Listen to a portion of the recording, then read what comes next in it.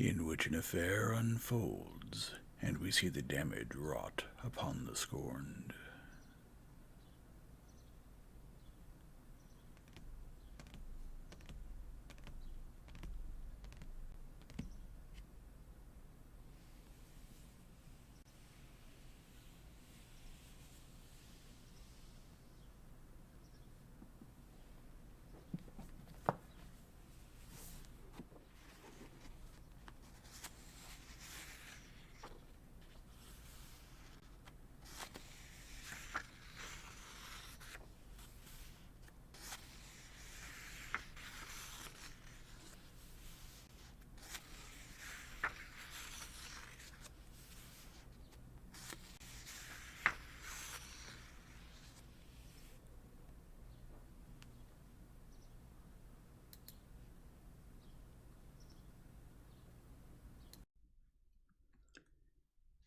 Chapter 34.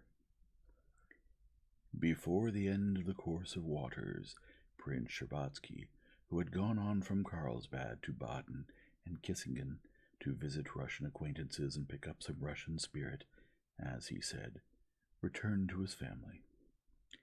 The prince and the princess held completely opposite views on life abroad. The princess found everything wonderful, and, despite her firm position in Russian society, made efforts abroad to resemble a European lady, which she was not, being a typical Russian lady, and therefore had to pretend, which was somewhat awkward for her. The prince, on the contrary, found everything abroad vile, and European life a burden, kept to his Russian habits, and deliberately tried to show himself as less of a European than he really was. The prince came back thinner, with bags of skin hanging under his eyes, but in the most cheerful state of mind. His cheerful disposition was strengthened when he saw Kitty completely recovered. The news of Kitty's friendship with Madame Stahl and Varenka, and the observations conveyed to him by the princess about some change that had taken place in Kitty, troubled the prince and provoked in him the usual feeling of jealousy towards everything that interested his daughter, to the exclusion of himself, and a fear lest his daughter escape from his influence into some spheres inaccessible to him. But this unpleasant news was drowned in the sea of good-natured cheerfulness that was always in him, and that had been especially strengthened by the waters of Carlsbad. The day after his arrival, the prince, in his long coat, with his Russian wrinkles and bloated cheeks propped up by a starched collar, in the most cheerful state of mind, went to the springs with his daughter. It was a wonderful morning. The tidy, cheerful houses with their little gardens, the sight of the red-faced, red-armed, beer-filled, cheerfully working German maids, and the bright sun gladdened the heart. But the closer they came to the springs, the more often they met sick people, and their appearance seemed all the more doleful amidst the ordinary conditions of comfortable German life.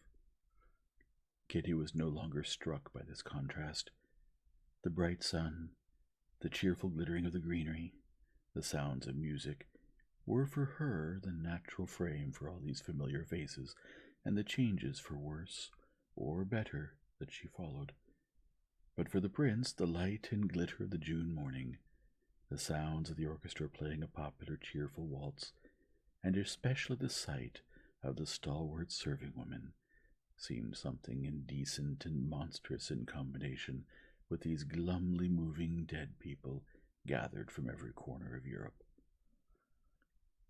Despite the feeling of pride and the return of youth that he experienced when his beloved daughter walked arm in arm with him, he now felt awkward and ashamed, as it were, for his strong stride, for his big, fat, enveloped limbs.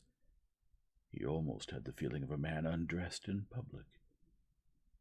Introduce me to your new friends," he said to his daughter, pressing her arm with his elbow.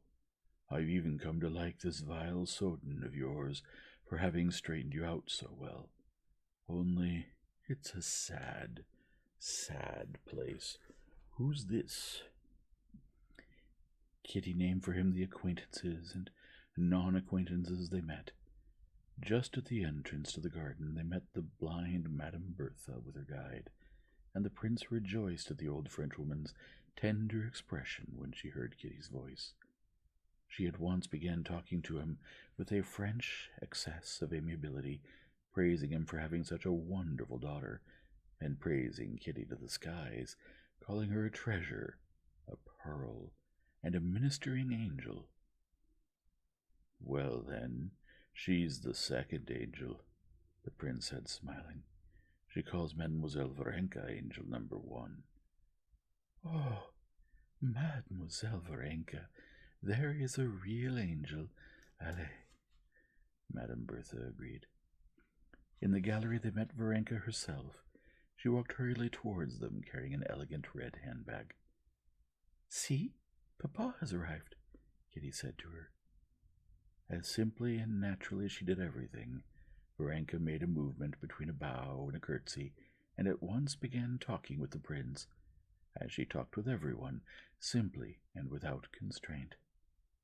"Certainly I know you very well," the prince said with a smile, from which Kitty joyfully learned that her father liked her friend. "Where are you off to in such a hurry?" "Maman is here," she said, turning to Kitty. "She didn't sleep all night, and the doctor advised her to go out. I'm bringing her some handwork." "So that's angel number 1, said the prince when Varenka had gone. Kitty saw that he wanted to make fun of Varenka, but that he simply could not do it because he liked her. "Well, now, we'll be seeing all your friends," he added, "including Madame Stahl, if she deigns to recognize me." "Did you know her before, Papa?" Kitty asked in fear, noticing a flicker of mockery lighting up the prince's eyes at the mention of Madame Stahl. "I knew her husband, and her a little, back before she signed up with the Pietists." "What is a Pietist, Papa?" asked Kitty, already frightened by the fact that what she valued so highly in Madame Stahl had a name. "I don't quite know myself. I only know that she thanks God for everything, for every misfortune, and for the fact that her husband died. She also thanks God. Well, and that's rather funny, because they had a bad life together." "Who's that? What a pitiful face," he said, noticing a sick man, not very tall, sitting on a bench in a brown coat and white trousers that fell into strange folds on the fleshless bones of his legs. This gentleman raised his straw hat over his scant, wavy hair, revealing a high forehead with an unhealthy red mark from the hat. "That's the painter, Petrov," Kitty replied, blushing. "And that's his wife," she added, pointing to Anna Pavlovna, who, as if on purpose, went after a child who had run down the path just as they were approaching. "How pitiful, and what a nice face he has," said the prince. "Why didn't you go over? He wanted to say something to you." "Well, let's go, then," Kitty said, turning resolutely. "How are you today?" she asked Petrov. Petrov stood up, leaning on his stick, and looked timidly at the prince. "This is my daughter," said the prince. "Allow me to introduce myself." The painter bowed and smiled, revealing his strangely gleaming white teeth. "We were expecting you yesterday, Princess," he said to Kitty. He staggered as he said it, then repeated the movement, trying to make it appear that he had done it on purpose. "I wanted to come, but Varenka told me Anna Pavlovna sent word that you weren't going." "How's that? Not going?" said Petrov, blushing and seeking his wife with his eyes. "Annetta, Annetta," he said loudly, and on his thin white neck the thick tendons strained like ropes. Anna Pavlovna came over. "How is it you sent word to the princess that we weren't going?" he whispered to her vexedly, having lost his voice. "Good morning, Princess," Anna Pavlovna said with a false smile, so unlike her former manner. nice to make your acquaintance." She turned to the prince. "You've long been expected, Prince." "How is it you sent word to the princess that we weren't going?" The painter rasped in a still angrier whisper, obviously vexed still more that his voice had failed him, and he could not give his speech the expression he wanted. "My God, I thought we weren't going," his wife answered irritably. "How so?" He started coughing and waved his hand. The prince tipped his hat and walked on with his daughter. "Ah," he sighed deeply. "How unfortunate." "Yes, Papa," Kitty replied. "You should know that they have 3 children, no servants, and almost no means. He gets something from the academy," she told him animatedly, trying to stifle the agitation that arose in her owing to the odd change in Anna Pavlovna's manner towards her. "And here's Madame Stahl," said Kitty, pointing to a bath chair in which something lay, dressed in something gray and blue, propped on pillows under an umbrella.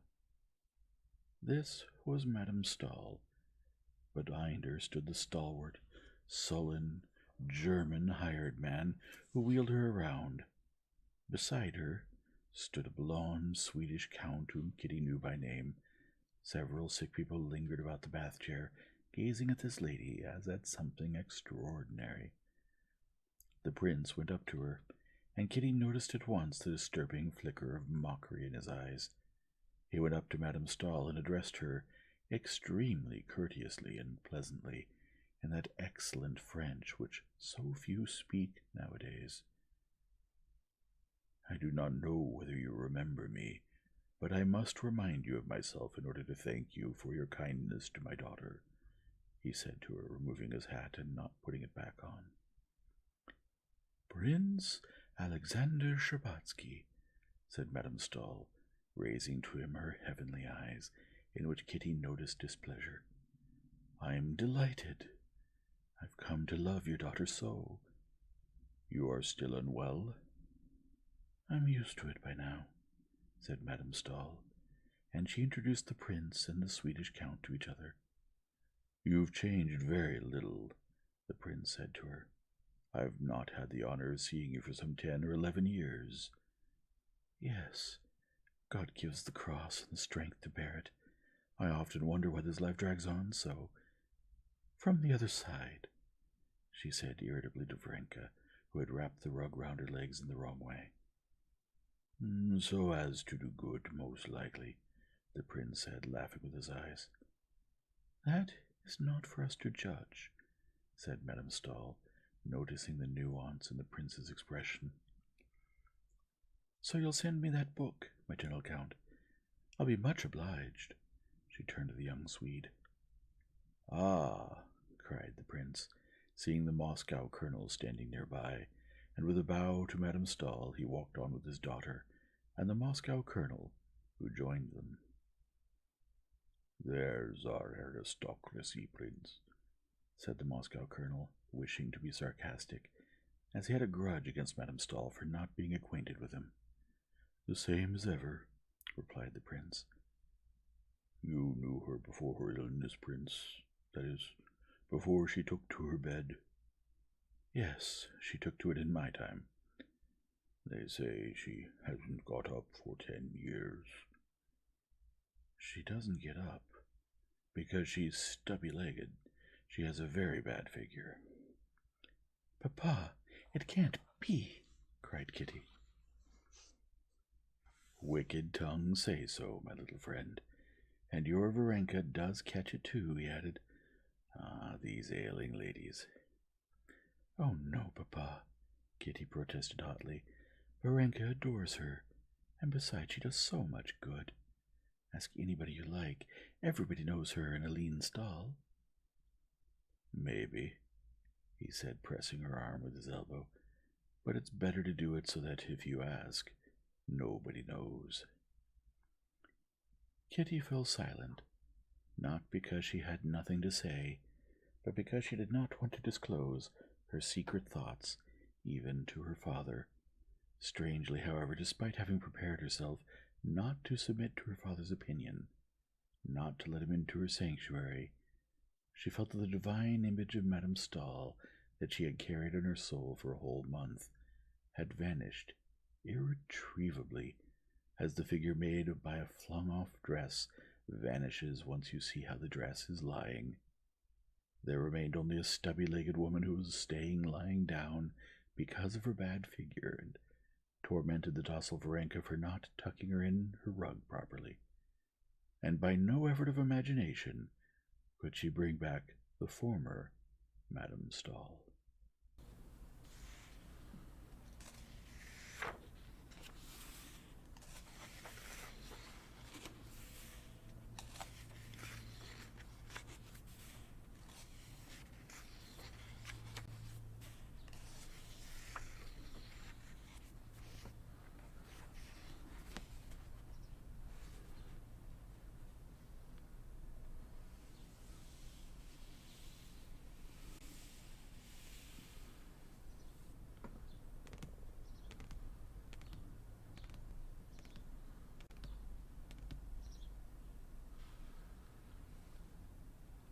If you enjoy this format, please leave a like and subscribe and return tomorrow for the next chapter.